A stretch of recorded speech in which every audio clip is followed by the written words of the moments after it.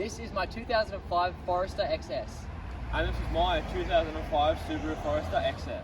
And in this episode of Develop House, we're going to be checking out both of the cars that we bought. So what's the difference, you may ask? As you can see, there is a significant difference at the front end. So my Forester is actually the pre-facelift model, and this Forester is a facelift model. They're both made in the same year, however this one's early and this one's late. So in the 05 model year, they went to a later model front end, looks more or less angry, more of a mid-sized SUV. And same goes for the back. Whilst the interiors of the cars are identical, the back did change with a different boot and different tail lights on the facelift compared to the pre-facelift.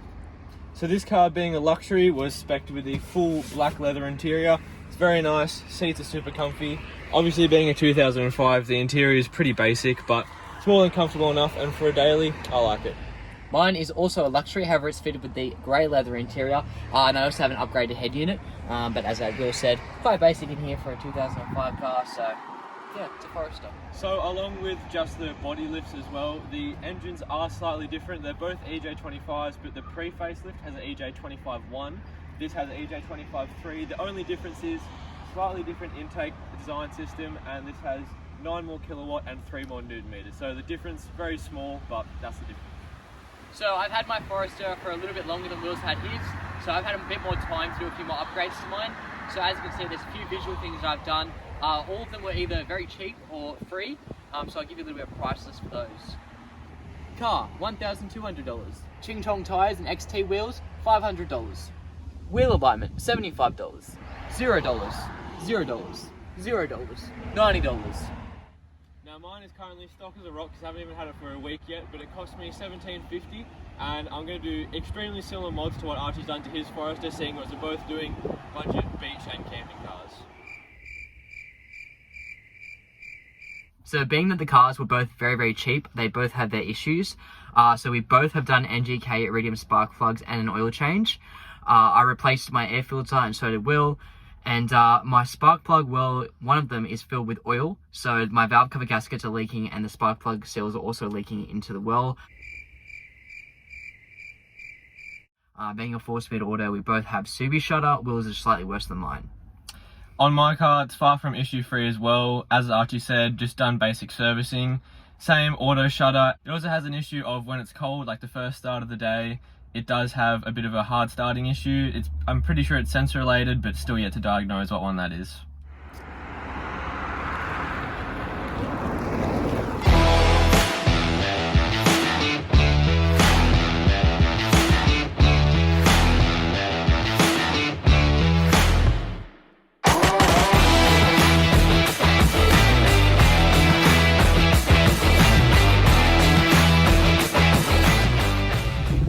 Righto, so on the beach, driving along the beach, Will is currently ahead of me caving out the tracks, so this is really easy for me. I can basically just sit back, let the car drive. He's doing all the hard work by caving up all the sand. We'll have a little chat to Will. How's it going up there, Will?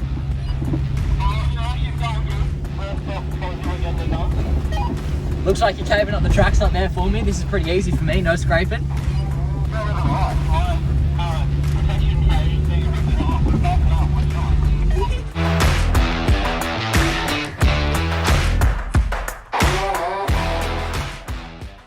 So since the last time we got off the beach, my Forester, as you can see, has had a fair few modifications. Went a bit all out, got a bit excited, so I started buying things left, right and centre. So first thing you're going to notice is I have this super extreme bull bar at the front. So that was $500. I've painted it all up myself, so it's got a new paint job. I personally really love the look of a bull bar and a Forester. It just makes it look, tough like the Forby that it's not. I also have this snorkel that came free on a parts car, which I'll talk more about soon, which the story will continue in the shed. So yeah, got a snorkel on here. It's actually from a Pajero, but yeah, bolt straight up. I chose not to bolt it to the actual car itself, so it does wobble a little bit, but that does mean it is removable and it's not permanent. So further back along the car, pretty much as you saw, pretty much most of the mud flaps, roof cage, everything's still from when we bought the car. However, I do now have a Subi Lift Oz 2.5-inch lift at the front, 3-inch lift at the back. So as you can see, it's jacked it up a fair bit off the ground. That gives me much better clearance on the beach and just off-road trailers, much better approach and departure angles. Speaking of departure angles, I've also made it worse because I bought a tow bar. Well, I didn't buy it, it came free, so that was free. of my parts car. So this is a 40mm tow bar, it's aftermarket, so unfortunately it doesn't have the towing capacity of the stock Subaru one. However, it's going to do the job that I want it just fine. And I've also bought a custom catback exhaust, which goes straight from the cat. It's a 2.5-inch system, and it comes all the way back. It deletes the secondary cat and the resonator and goes straight to a muffler. So a little bit raspy, but yeah, adds a bit of power. Gets a bit of the Subaru that I was looking for, and our story will continue in the shed. So unfortunately, my engine actually blew the head gaskets. It was already leaking when I bought the car. I just thought it was the valve cover gaskets, but it was actually the head gaskets leaking oil. It eventually got worse, and I was just dripping oil. I even had a rear main leak. So I bought a parts car for $750, which had 400,000 Ks on the clock. However, the head gasket and motor and everything had been redone. So I bought that, took the motor out, and I actually put it in my Forester. So this is my engine. It's not that dirty. It just leaks a lot of oil. So, you know, maybe I will eventually rebuild this and put it back in the car. But yeah, that was a very unwelcome cost that I had to fork out on. So yeah, I've got a new engine in my Forester now. Let's go take a look at that. So here is my engine after the engine swap. Nothing crazy. I just chucked everything back together. I painted the intake manifold, painted these brackets, but they're already dusty again. So yeah, it just looks like a normal stock Forester engine, but doesn't drip anything anymore. Thank the Lord. It was dripping oil onto the headers. It was smoke. So every time you stop the car, there'd be smoke coming out the bonnet. It was horrendous. So we're all good now. No leaks or anything. However, it does have a slight knock, I'd say, on cold start sometimes when it just doesn't have enough oil pressure yet. Not a big problem. Doesn't affect the driving. You know, maybe I will swap the engine out in the future, but for now, it does the job. Doesn't leak anything. I also did a full gearbox flush and fluid change, which improved my shifting a lot. It was quite dirty, the fluid, very dirty. So yeah, done the fluid change, got a new oil change, air filter, spark plug, same as the ones in the last engine. And so my Forester is pretty much good to go, ready to hit tracks and the beach. So unfortunately, while Archie was having fun spending his money on mods, this car needed a lot of servicing. Under the bonnet, as I mentioned, it did have a hard starting issue. Turns out that was because the big main coil pack had gone bad. So replace that. Again, full servicing, oil change, spark plugs, coolant flush. Apart from that, on the outside, not too much. It also had a couple of electrical issues. The clock spring was gone out, so I had an airbag light and no working horn. Put a new clock spring in. On the side of the outside, rear shocks were also completely flogged. Put new rear shocks in.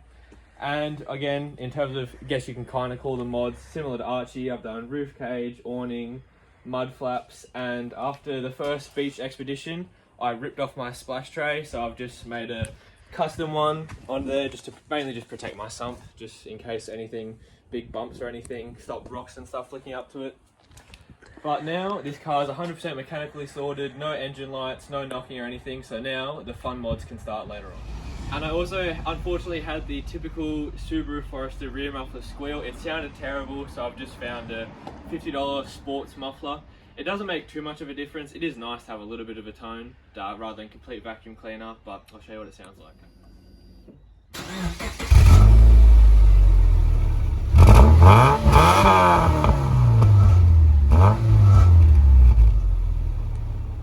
So while Will's revving his car for you, I'll rev mine too.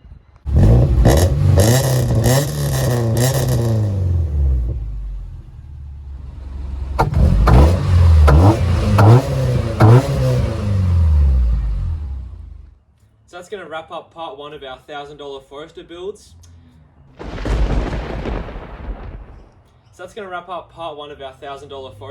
Stay tuned for the next episode where we'll see if Archie's lift and other mods were worth it out in the bush.